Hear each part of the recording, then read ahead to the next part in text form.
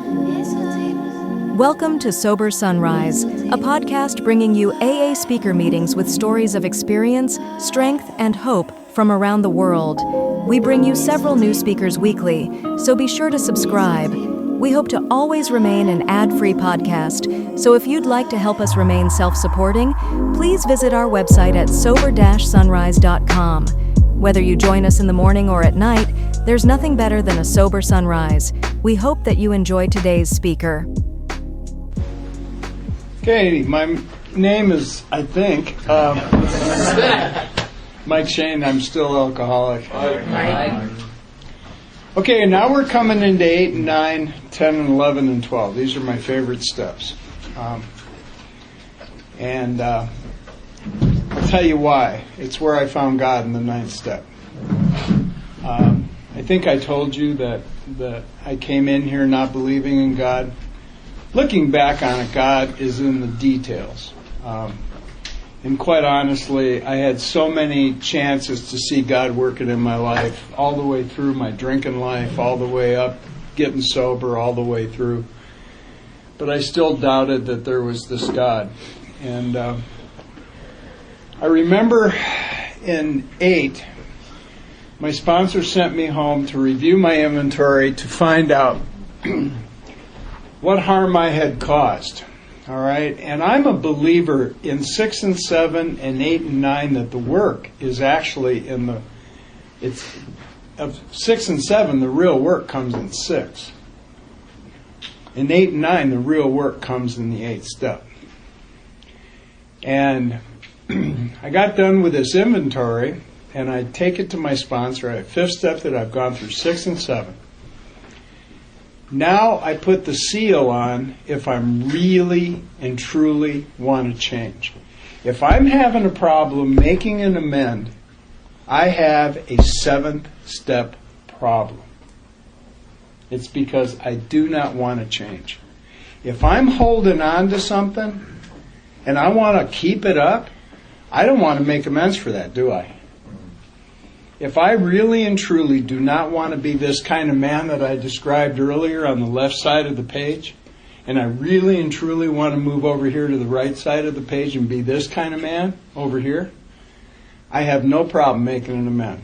So, my first time through the work, Frank had me write out my amends list. Now, he also went through with me on how to make an amend, which is, at that point in time, I would tell them that I'm an Alcoholics Anonymous, which I do not do anymore. I'm going to tell you about that later. I do not use that today, because alcohol is, the harms I cause today, alcohol plays no part in it.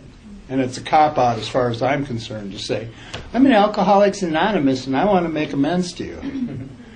Now, okay? So, he said, here's how you make an amend.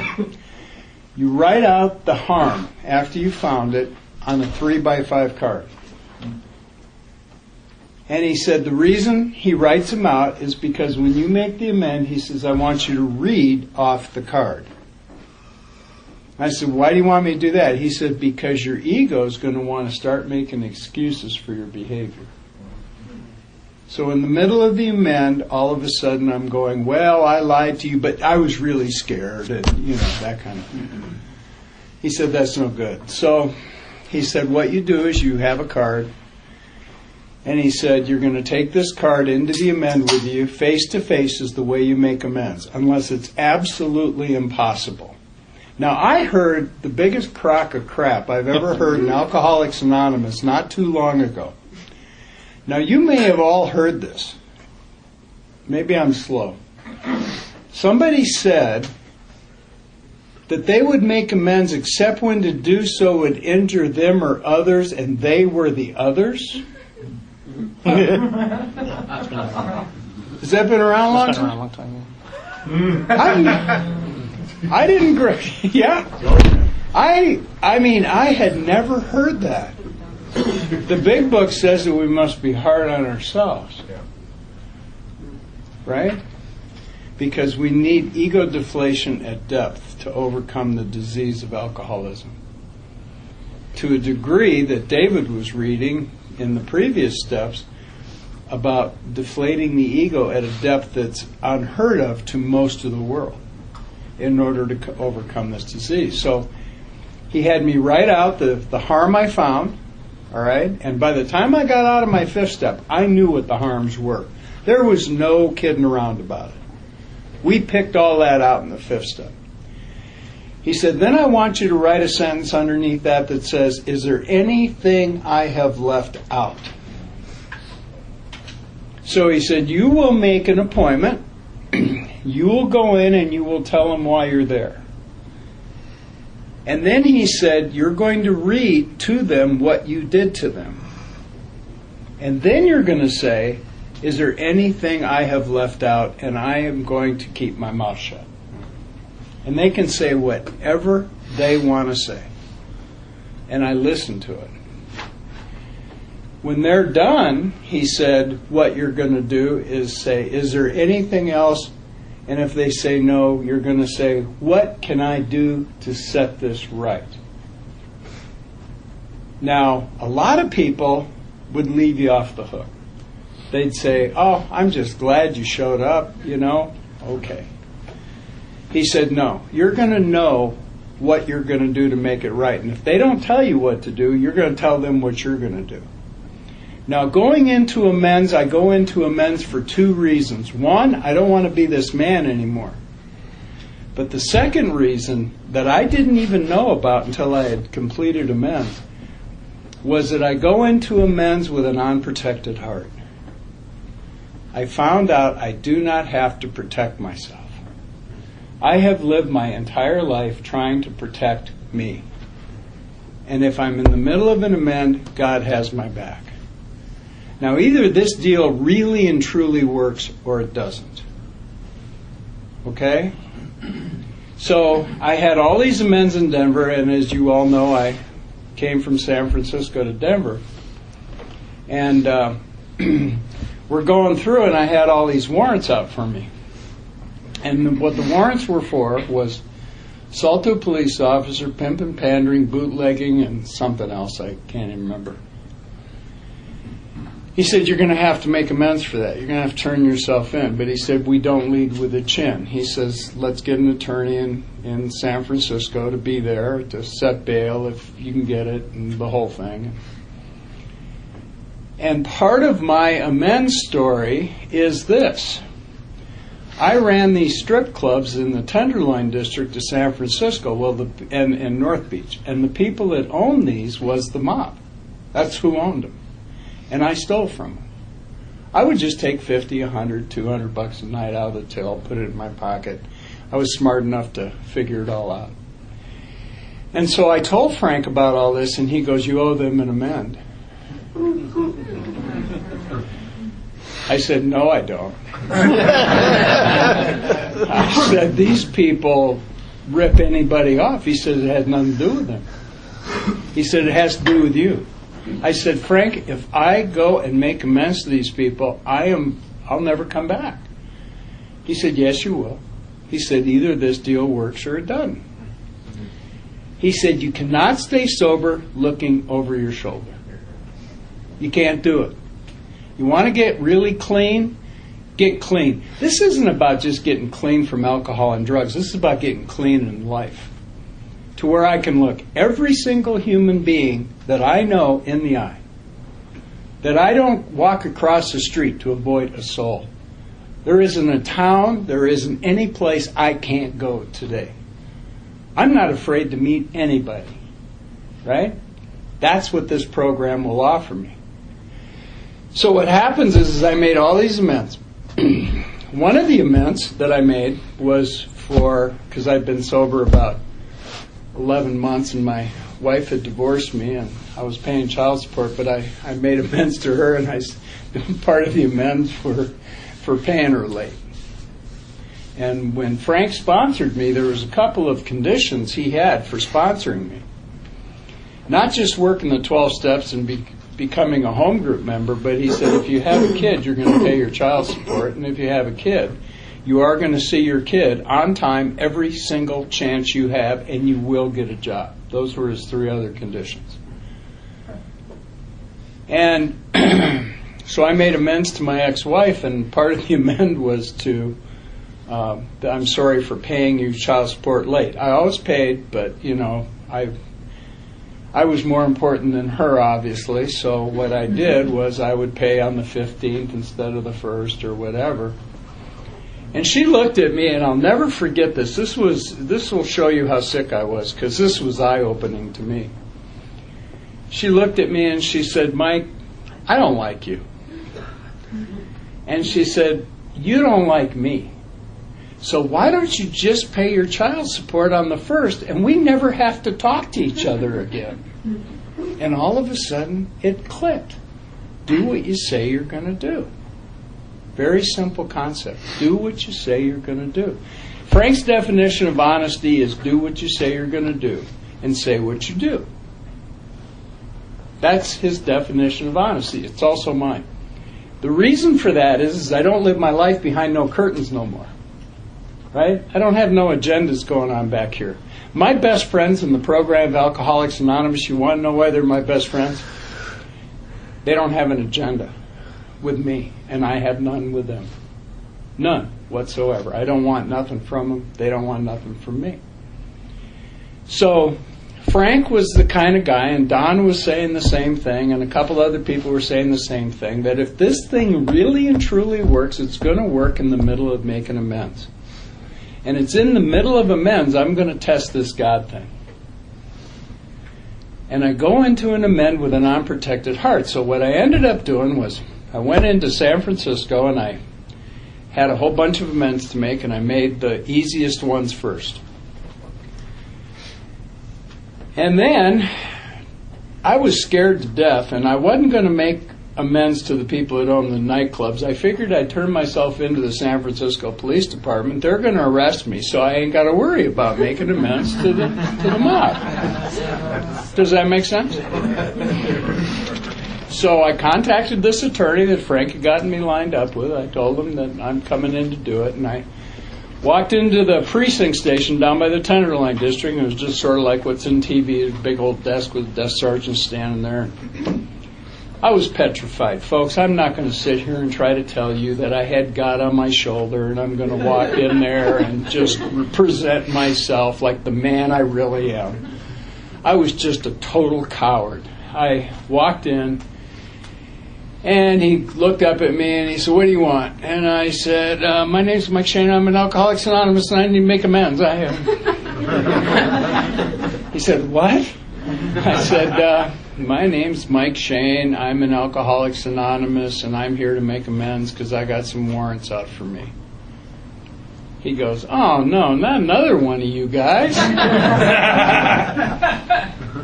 And I said, yeah, and they took me upstairs, and they took me up, and the detectives came in, and they left for an hour, and they came back, what's your social, and this, that, and the other thing, and they came back like 3.5 hours later, and I'm prepared to go to jail. I really am. Because I knew I couldn't live that way. I mean, from the time I left San Francisco, every time I saw a cop, I'm like this, right? And so, finally this cop walks in and he goes, yeah, we got that you're arrested for all this. It was all dropped to disturbing the peace and you're on a year's probation. What are you doing here?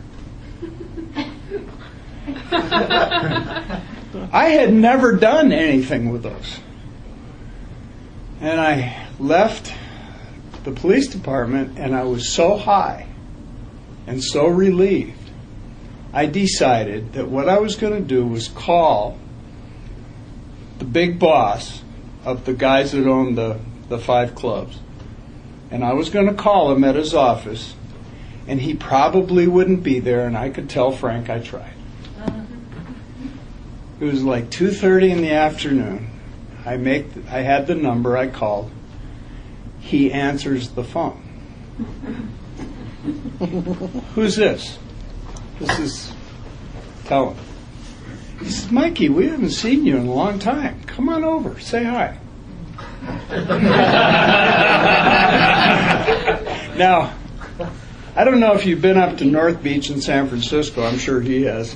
But yes. right next to the Nessies, there's a strip club on the right-hand side of the alley, and you walk up the big, long stairs into this back alley.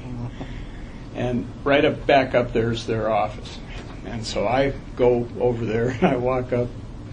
And all I can think about is what Frank kept telling me. I got to make this amend. I got to make this amend. I got to make this amend. And I can't be looking over my shoulder.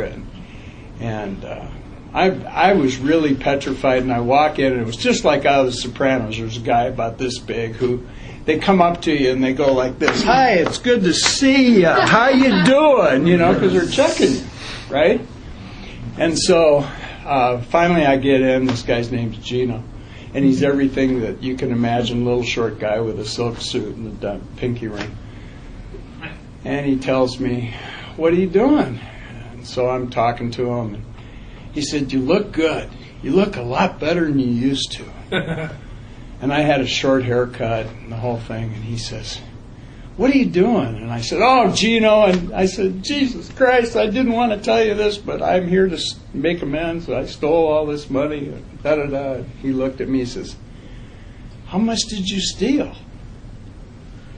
Well, now I knew I had made a mistake. Because, see, I thought they knew, but they didn't know. Right?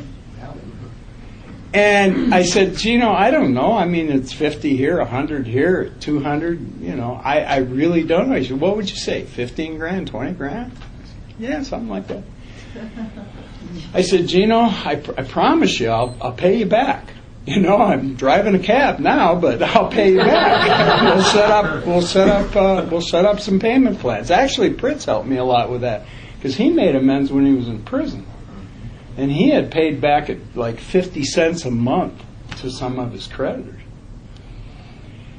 And he looked at me and he said, Mike, people don't do this to us. And I said, what? Steal money? He said, no. Come back and tell us. And I told him, and we sat and talked, and I don't want to be flippant about it.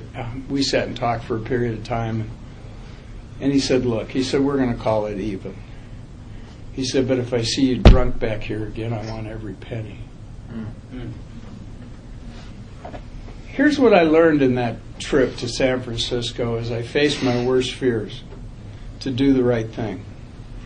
Either God has my back or he doesn't. I don't have to protect myself anymore. Does it mean that I don't try? Of course not. Does it mean that I don't get scared? Of course I do. But I have to be able to go out in the world knowing that God has my back. You know, the Big Book makes some very serious promises. These promises are for real. And when we get into 10-11, I'm going to tell you some things I've done in the 10th step and the 11th step that I've seen the real power of this program. And what ends up happening is I change. My heart gets changed. I don't change because I'm so good at this. I change because I'm seeking God. I came back from San Francisco just higher than a kite. Because finally, I didn't have to hide from nothing anymore. I was such a paranoid drunk. I don't know if you guys have ever gotten really paranoid. Oh, that's right, a bunch of junkies in here, too. I'm serious. When I called AA, I timed my phone call to less than 3 minutes because I was afraid they'd trace my call.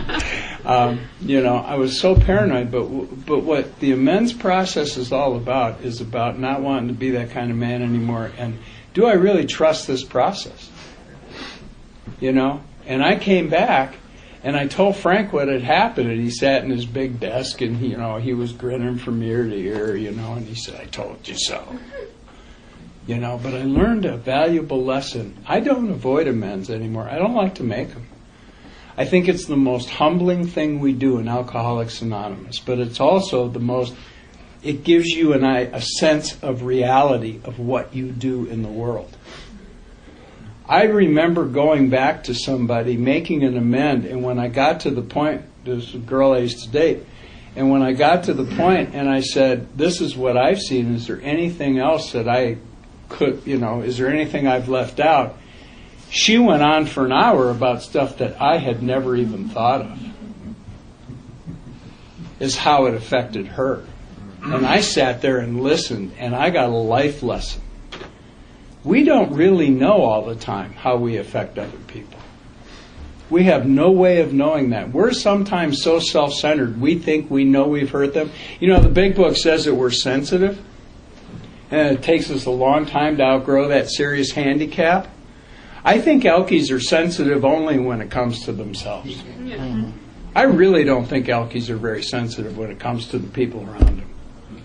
Because we can waylay people with a look. Right? I remember making amends to my daughter after she got a little bit older. And we did what the book said. We sat down and frankly analyzed the past.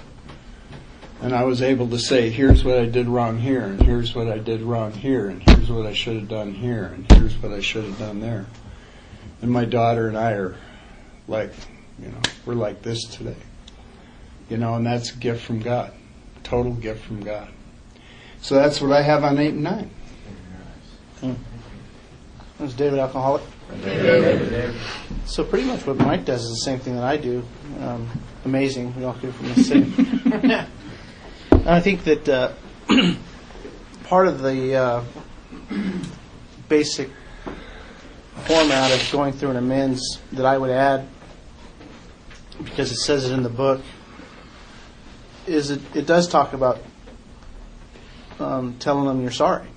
And I've heard so many times it means that you're not supposed to tell them you're sorry because they've heard it a million times when you were drunk. This sorry here where I'm at step 9 is not the same one that I'm at when I'm drunk. It's not the only thing I say, but it needs to be mentioned. I think it's mentioned in two or three different types of the amends that the book presents, that we bring this, I'm sorry. We're in a completely different place. The other one, the other instruction I was given, it's the very last instruction I was told to follow through with on every amends. It comes from the instruction that in the letter that the guy wrote to his wife about alimony, and that is asking for forgiveness. And that's really not about me. That's really about giving them an opportunity to get free, just as asking them to tell me if there's anything I left out, how that made them feel, what I can do to make that right. Do you forgive me? Because the truth is that this amends process is moving, to me, in my experience, to another part of this cycle of forgiveness, where these people are forgiving me. Whereas I forgive them in my 4th step, I see that God forgave me in my 5th step. Now I'm giving these people an opportunity to forgive me. If I'm making the amends, I'm free. If I'm standing in front of you and I'm going through the motions, I'm free. Now the instruction about in the transitioning from 8 to 9, it talks about cleaning off our side of the street is not an end in itself. If all I'm doing when I'm making amends is worrying about cleaning off my side of the street, I'm coming to you from a selfish position. What it says is that our real purpose is to fit ourselves to be a maximum service to God and our fellows. That means when I'm in front of you,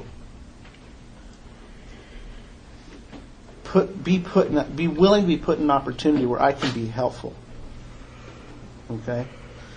And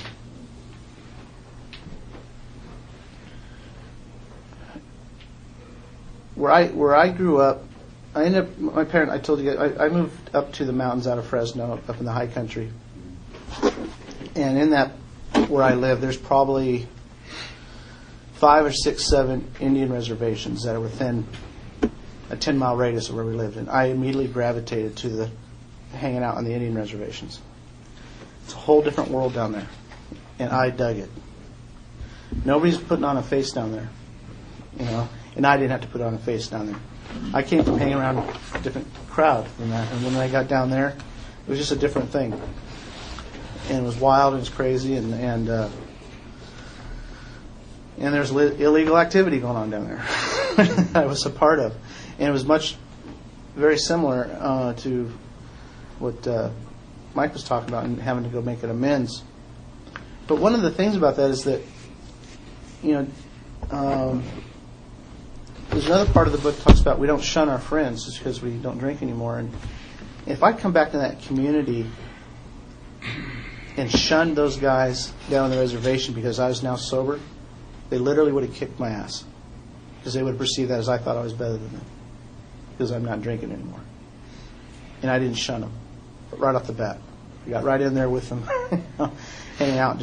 I wasn't drinking. And they respected me not drinking. And I respected them still drinking. Whatever. But there came a time for an amends. And my sponsor said, you're going to have to go make that amends. And that's a whole different ballgame. You fight with each other just for fun. They just shank you as anything else, especially on the wrong side of things. And so I went down and this one guy I had to make amends to. We were selling ragweed, and I stole a bunch from him. And it was bad stuff. It just gave you a headache and a cough. But we were selling it to the yuppies down in Fresno for 40 an eighth. So, it's all profit. But I sold a bunch, and I went back and made amends to him, and it was all fine. It was good. Nothing happened. And I went back to my sponsor, and I told him, I said, hey, man, I went down there and I made amends. And he goes, and they didn't kill you? No, they didn't kill me. Nothing happened. He says, man, I'm going to go make some of those amends. I got some still hanging out that are just like that. Wow, I'm the guinea pig here, But I started to plug into a Native American treatment facility because they had 2 meetings a week down in Fresno. And I started seeing these guys filter in and out of the treatment facility. And if I wasn't at least their first contact in AA, I was certainly somebody that, in some cases, I sponsored some of these guys. And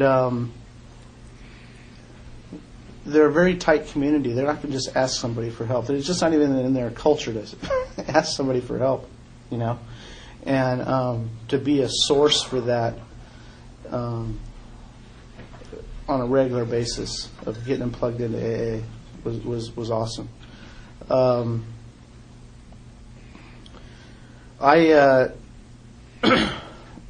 Me and a buddy took off one time for Santa Rosa.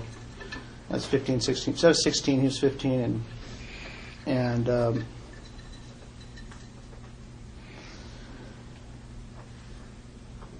he ends up getting arrested because he's driving my car with no license because I'm too drunk and too high to drive it myself. And when he gets arrested, he gets to juvenile hall and he gets sent home. His dad came picking him up 4 hours away from Fresno. And I came to in the hotel room because the cops didn't take me. They just dropped me off at the hotel room that I was staying in. My car got impounded.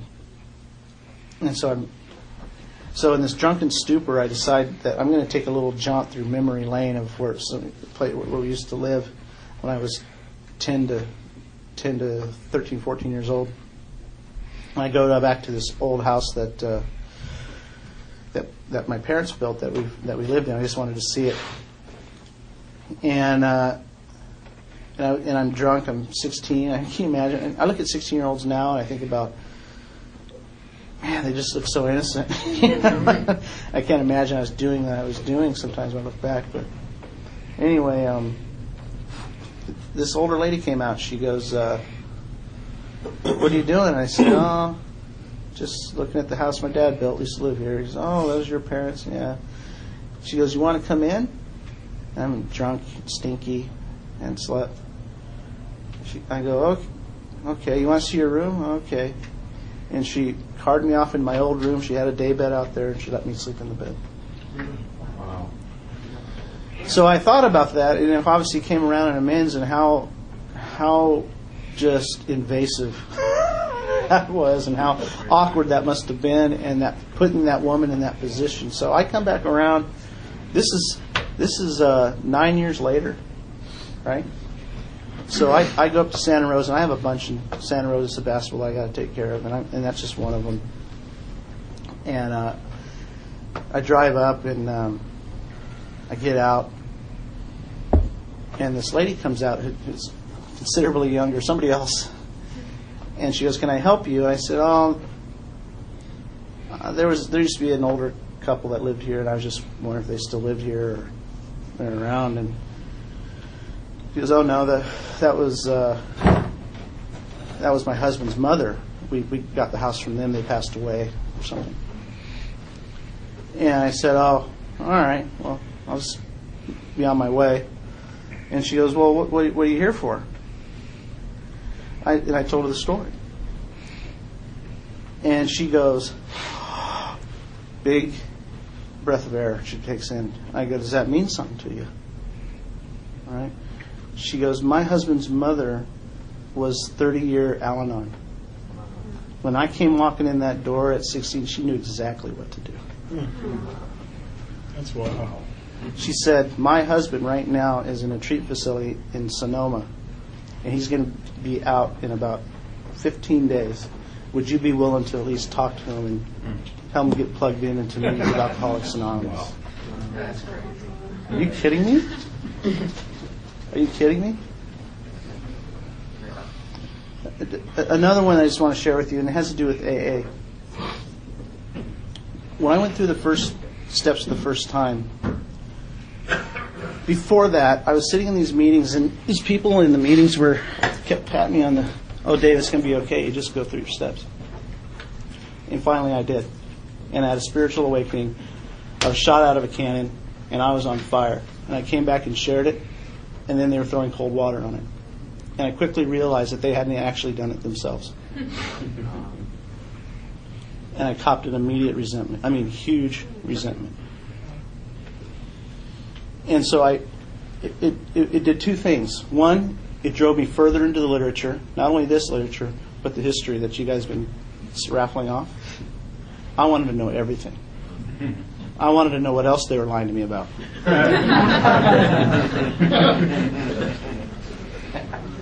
I was getting a general service, and I had a service sponsor that was a delegate, and he got me into the service manual. I mean, he dialed me in. I was a walking war machine. About 2 years sober, going to AA meetings, and I was dropping bombs left and right, taking and I was trying to get rid of that resentment on them, abusing them, literally. And that is no way to carry the message of Alcoholics Anonymous. And I will tell you, to this day, 18 years later, that reputation still follows me. Even though I haven't done that in 15 years, it still follows me. It affects my home group. Okay? But I did come around and make amends to those groups for behaving that way. I mean, I would just single you out, and I would just call you out. Not tactful, just bear down on you. Condemn the entire group. It's like a chainsaw going through a meeting. Okay? And I think that most of those groups at some point over the years have come back around and said, "Will you do our Big Book study?" And a lot of that ended up getting people coming to our group doing what we do. And then they go back into that group and they do some missionary work in there, and they lead their own, and they're able to lead their own Big Book studies. Right? My real purpose in making amends is to fit myself in maximum service to God and my fellows. Right? The high school that I nearly got kicked out of, I came back around and made amends to. And I made a general letter amends to the school, and then I made direct amends to individual teachers that I made direct harms to. And one of the teachers I had harms to, he was the director of the junior senior prom. I was never eligible to go to any of that stuff after my freshman year. But they were going to. A girl that I really dug my senior year asked me to go, and I told her I couldn't go. And she pretty much knew that, and she was going to try and pull some strings and see if I could go. And so I thought I was going to be able to go. It came down, I was going to be able to go. So this one teacher decided that at the last second, the director says, "No, he absolutely cannot come." broke my heart. Right? Now they're gonna pay. Okay? So I threw a 4-kegger. Right? He loses something like $5,000 on the prom because nobody goes. Everybody is in their prom dresses and tuxes at my 4-kegger. They show up to get pictures, and that's about it, right? And they go to the kegger. So I come back around. I got to make amends for that. And the first thing that was interesting to me, he says, I didn't even know you guys were doing that, or you were doing that. And I had there was a core of us that were all like that, and that was kind of shocking, kind of scary that your teachers don't even recognize that. But the second thing was that I said, what can I do to make it right? And he said, well, I teach driver's ed, and I also teach health. He said, when I get to drunk driving and driver's ed, you're going to come over here and tell your story. And when I get to alcoholism and drug addiction in health class, you're going to come over here and tell the kids your story. I said, how long do I got to do that? He says, well, how long were you drunk at my school? Good one.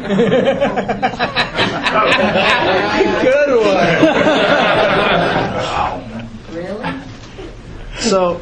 So I'm doing this, and it's all very, the administration's a little uneasy, but they're going to let it happen. And so I start doing it. And a teacher comes up to me I didn't know, and he says, hey, I heard you played soccer here. And I said, yeah, I did, when I was eligible. And he says, what do you think about coaching? I just laughed in his face. I said, look, it's one thing to come here and do this little public service thing I'm doing. It's a whole other ballgame to entrust kids in my care. You can run that by the dean if you want to. They're probably going to laugh in your face. He says, well, I don't know. Why don't we just look? Why don't we see? And I said, have at it. And he called me back that night. He says, you want to coach? I said, what did they tell you? He said, well, it wasn't without a fight. But do you want to coach? I said, sure, I'll coach.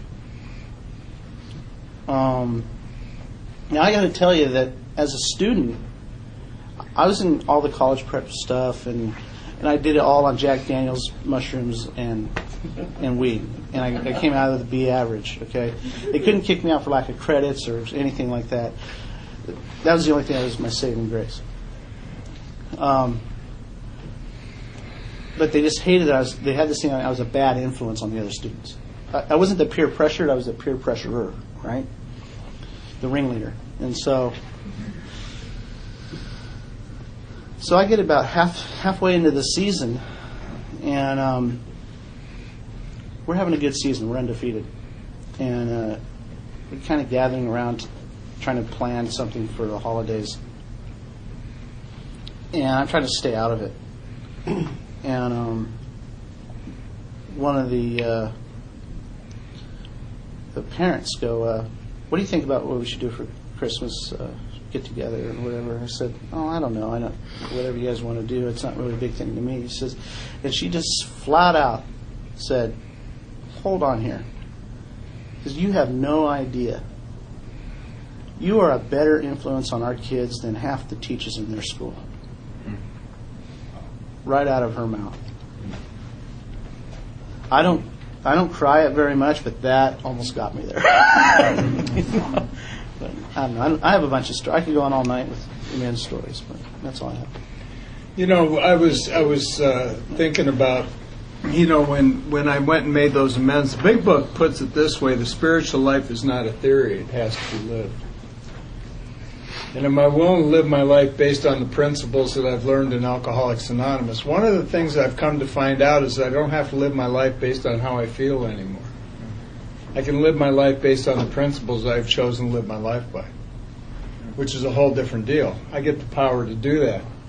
But there's two other things in amends that I really would like to bring up. One of them is financial. If you have creditors, I'm here to tell you, creditors, this is a secret. They just want the money. They really don't want a pound of flesh. They don't want their cars back. I'm in the real estate business. I do short sales all day long. They don't want your houses back. You know, they just want your money. The Internal Revenue Service. I owed the Internal Revenue Service a bundle.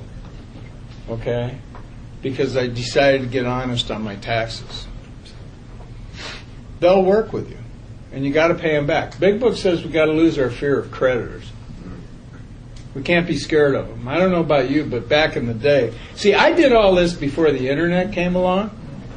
All right? You couldn't find people. You had to go and look them up. And you had to go to the phone company and get phone directories and look them up. You didn't just Google their name and Facebook them. And yeah, I'm big on Facebook now, but you know, you had to do that kind of stuff. And so I track these people down. The other thing I would really like to talk about is the Big Book does say that we go to people and express our ill feeling. Now, we had a period of time down at York Street and Monday night and at Happy Way where people were running around. They'd call you up and they'd go, I really want to make an amend to you. And you'd go out of your way to meet them, and then they'd say, Mike, I owe you an amend. Well, what for? Well, I really hated your guts. You're just a real asshole. Thank you. I'm so happy you shared that. Bob came to me one time, and two guys that had made amends to me went and called him. He said, what are you calling me for? They said, we want to make amends to you. Olson said, I already know I'm an asshole.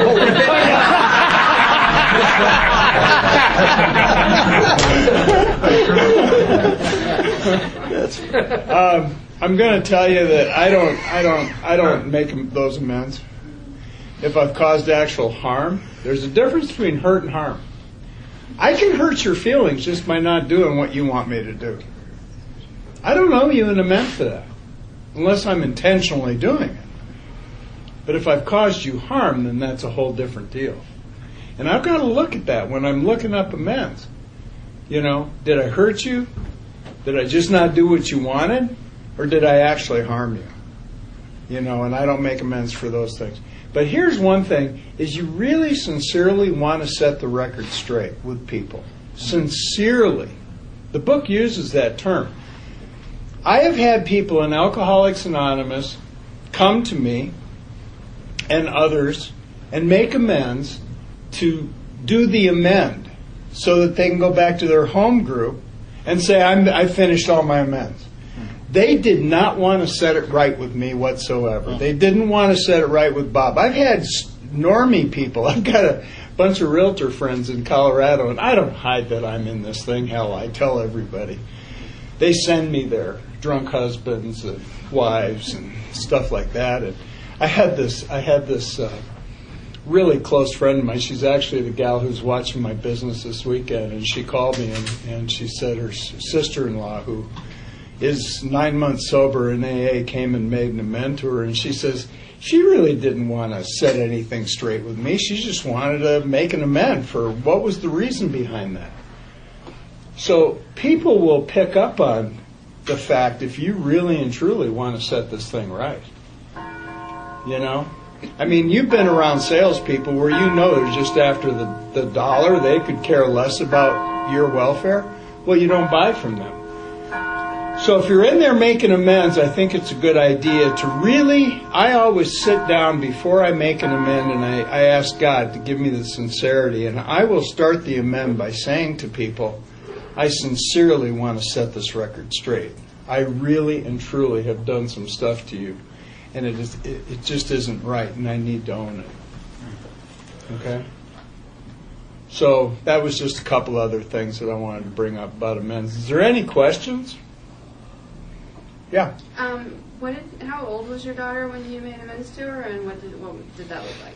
Like, what was that? I'll tell you, I've made amends to my daughter a couple of times. Mm-hmm. The first time she was 5. The second time that we did that, she was 25. She was an adult. Mm-hmm. And what it looked like the first time is she was too young to really take a look at it, but she really got the feel that Dad really cared about her and wanted to be there. And then when she was 25, she learned some things that had happened that I was blamed for, that I didn't do anything, And it brought us absolutely and totally together. I'm going to tell you something I've learned. With family members, you have 2 shots. That's it. First time you go and make an amend to a family member, like a wife or brother or whatever, they're really glad you're there. They're going, oh, finally, yes. The second time you go, they're going, And after that, they don't want to hear it no more. They want you to change your behavior. You had your hand up back there? Yeah, and it was a question more for Dave. When you were saying the I'm sorry with the man thing, like, a little bit deeper into what you're... It's really nothing much else deeper that should be said.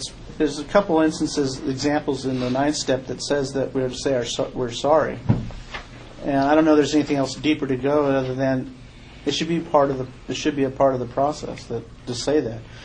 But to just leave it as I'm sorry as being enough, no, that's not. That's just an apology. Amends is actually taking the action to make it right. But part of the approach, the book is pretty clear on several occasions that saying I'm sorry is a part of this process. I made some amends when I was like 6 months sober, and I've only picked up one white chip, but I feel like there's some things that I left out with some people. I mean, you said you only get 2 shots of making amends with someone. I mean, if you've already made one amends to your parents, should you wait a little while to make another one just so you don't leave anything off that one? You only have 2 shots? I'm saying that the people closest to you only do really have a couple of shots at them. I would, I don't know. Everything in AA is a two-edged sword. It's like, are you waiting because, you don't want to do it, or are you really waiting because you think your timing is going to be better? One of the things that we used to do so much about amends is we'd ask, well, should I make amends? Should I do this and do that? And both Pritz and Frank would say exactly the same thing. They'd say, you pray about it, wait one day, and then do what you think's right. Very well. Then you're guided.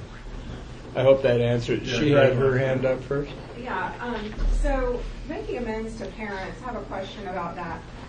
What do you suggest, like how far back into childhood does one go when they look at behaviors? Where's the line between what we're responsible for as children and there are behaviors preceding alcoholic drinking, but it's clear that the disease of perception is there. Like how... I feel like maybe I have some amends that I need to make, but I've had a couple of people advise me that those aren't my responsibility, and then other people that say differently. So, Do you want to answer that, or do you want me to take it? I was just trying to think of one of the things I made amends for to my parents and how, like one of the earlier things, and I think another way to phrase that question is, because I've had it before too, is like if you're 55 years old and you have 45 years of shit, like are you going to sit around for the next 4 years saying I did A, B, C, D, 1, 2, 3, or that's not what I heard at all. versus- That's not what I heard at all. What I heard was if there's perceived wrongs at a younger ages, at what point do you make the amends? And I know that I have made amends to my parents for things when I was younger. I can't pinpoint an age. I think the basis was if it's there, I make the amends for it.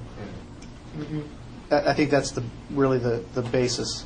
If it's there, I make the amends for it. I was more cognitive of what I was up to at a young age than I want to take responsibility for. Okay, so. Personally, I don't let myself off the hook too much because I know when I was pretty cognitive of what I was up to at certain times as a child, where I was doing this. It wasn't like I couldn't blame it on being a child, right? So. Did that answer your question? thank you, yes. Yeah. You know, Red had his hand up. I've got an edition of the big book where they left the word sorry out. And I'm just joking, but I know where it is. And I neatly evade it with guys I sponsor because without fail, it's like they latch on to the word sorry and apology. And then they come back to me about making amends and they describe them, the mechanics they went through, and it's completely not what we discussed. Mm-hmm. And what they did went and said, I'm sorry. And every sponsor refuses to even let me use that word. Well, I understand it's in the book. I just am disturbed right now.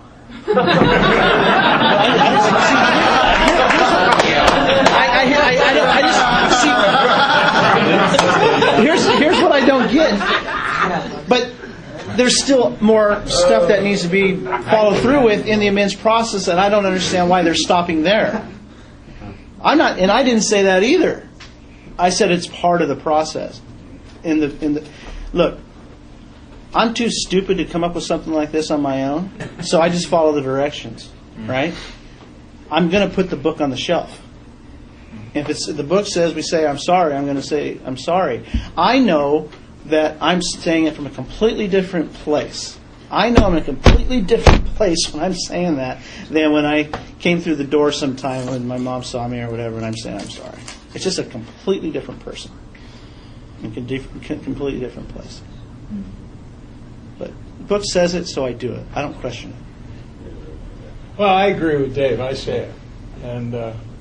But I've also been taught that it's not about going in just to say I'm sorry. Right.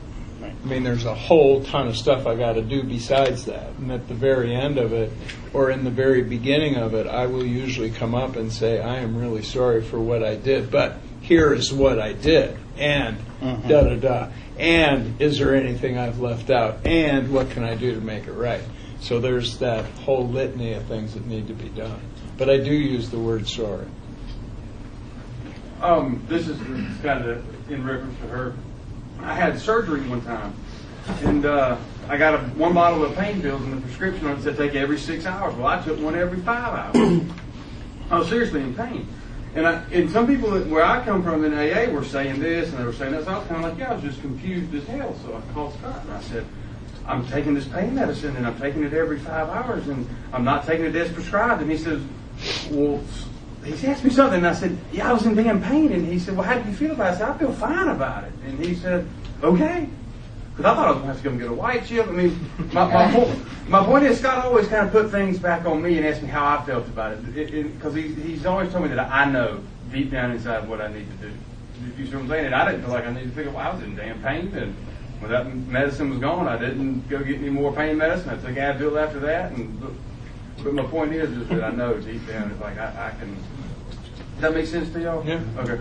That's one of the things, actually. I haven't really done one of these where I refer to Frank as much as I have lately, but I sort of miss him a lot lately. He always said the same thing. He'd say, deep down, you know what's right. It's just whether or not you want to do it. Right. You know, I went to him over this marriage I was in. It was getting bad, and I said, I don't know whether to leave. I don't know what, we were in counseling. We tried this, we tried that. And he says, you know what to do. And I stuck it out for another 6 months, it was just ice cold brutality kind of thing going. No, nobody was talking to anybody. That's all that was really going on. But, I knew like a year before that I should have gotten out, and he just used to say, you know what to do. God's going to give you the answer.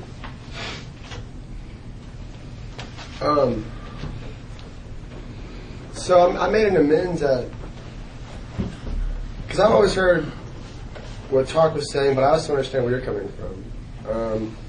And I think today, where I'm at today, if I were to make an approach with someone, it would definitely be coming from a different spot. The approaches I made at 6 months separated on step 9, 6 months prior to that, my mom was hearing I'm sorry, or a year prior she was hearing I'm sorry, et cetera, et cetera. And everyone in my life was hearing that. And so when I work with the guys that I work with, I do give that suggestion of, to leave that out because, 6 months separated, sitting down in front of someone saying, I'm sorry, again, when they just heard that, really, my mom didn't want to hear that shit, honestly. And I have no idea what that experience would look like if I were to approach them in that way, and just, give them an honest, along with me owning what I've done to you, I'm also sorry, and they're aware of that, But is how they respond to our business? Right. No, is it? That was a question, not a statement. No, it's not, and that's what I have to keep in mind as well. So, what's my responsibility is to follow the directions, right? It's not me saying it, right? Right. I mean, it's in the book. Right. I'm not trying to argue. No, I'm just saying. I totally understand. It's not me saying it. Right. It's in the book. Right. And I'm too stupid to not follow directions. Right. Exactly. And I guess because it's always been, you only know what you know type thing. Right. And so for a long time, what I knew was go to meetings and I'll stay sober by doing that. And obviously my experience is not that. And so I've always heard, that's not part of the amends process is to say I'm sorry. And I guess. Had you seen a big book before you've been told that? Before I was told that? Yeah. So who's responsible for your recovery? Me. Okay. Probably.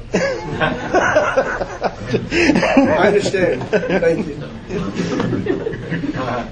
There really isn't a situation with regards to amends that's not really covered in the big book. Right. There's infidelity, there's owing creditors, there's needing to go back and make amends to jailers. I mean, the whole thing's in the book. Look, you know what? I'm a firm believer in autonomy. All right? I'm down with the fourth tradition of autonomy at the individual level. Whatever you do with this thing, I really don't give a shit. Okay? But if you're asking me for help, this is what we're going to do. If I'm asking you for help, I hope you show me what's in this. That's really what it boils down to. But really, this is a God's honest truth. As a general rule in Alcoholics Anonymous, I don't give a shit what you're doing. I don't care how you're doing your steps, if you're doing your steps, when it matters. You're asking me for help, I'm asking you for help, or there's newcomers in the room. That's when it matters to me. That's it. Otherwise, I am full bore on autonomy. You want to come in here and share your experience what does not coincide with the book? Fine, that's your business. I don't care. Whatever. Over here. Okay, there. What are your thoughts on making amends to someone who has passed or died? I've done it. I mean, I went to the gravesite, read an amends letter, but I also believe in afterlife, so that's just my own personal opinion. Me too. It brings into some spiritual terms in the book that I may not have been open to, that I have to become open to if I'm really believing this thing's going to work. Like infinite power and love, a God without time or limitation, and interconnectedness, right? And there's a girl that I dated I had to make amends to, and at first she said yes, and then she said no. I sent her a letter. I hadn't heard her name. I don't know anything that's gone on with her in 15, 20 years. I go up to our 4th of July Loggers Jamboree that I hadn't been to in 10, 15 years up in the mountains. And I hear Jason Taylor Memorial Axe Throw. Jason Taylor was her brother, and it's a memorial. He's my age. I didn't know he died. So I go to my best friend who's putting on the jamboree, and he says, he goes, "What's this thing about Jason Taylor Memorial?" He said he OD'd. I said, "Oh." And I said, we talked about it for a little bit. I said, so how's Stephanie taking that? And that was his sister. She's dead too. She committed suicide after she found out he overdosed. And I thought, instantly, I'm so grateful I did everything I could to make that amends. So grateful. And I've gone out and made amends too. It's wacky stuff. I don't know if anybody else has inventory like this, but I had resentments towards dead relatives. I had a resentment towards my uncle that blew his brains out after he come back from Vietnam. I was only 3 years old, because if he thought I was important enough to get to know, he wouldn't have blown his brains out. And I resented a dead person for that. And I went and made amends for that. I believe in it too. I believe in afterwards. I think there's some of those powerful amends. Yep. Yeah. Becky, alcoholic. I just wanted to share that a lot of the amends that I made seems like were things that I thought that I had done to harm people, but the overwhelming majority of the amends that I made, I remember they were like, what? And they don't remember what I did. And when I think about that, I think about the rodents people really dominated us, and I think about the fancy and real thing. And I think about how, I thought I was hurting other people when they didn't really care, and it reminds me how incredibly egocentric and self-absorbed I am. I think I'm so important that I hurt other people. And they're like, I don't even remember that. So that's my opinion. I love that, because that's exactly what amends is about. It's about going out there and finding out just how you affect the world and how the world affects you. That's absolutely right on. I went to a guy in AA. His name was Richard Grand. He's long gone now. And Richard, I went up to make amends to Richard because I had borrowed some money from him and never paid him back. And I went back to give him his money back. And I said, oh, and by the way, I've really disliked you for a long time, and I'm sorry for that. And he goes, damn, he says, I've never even thought about you. Exactly. It's like I start to learn that I'm not the center of the universe anymore. Anybody else? No other questions? I guess we're done for this segment. Thank you for listening to Sober Sunrise. If you enjoyed today's episode, please give it a thumbs up, as it will help share the message. Until next time, have a great day.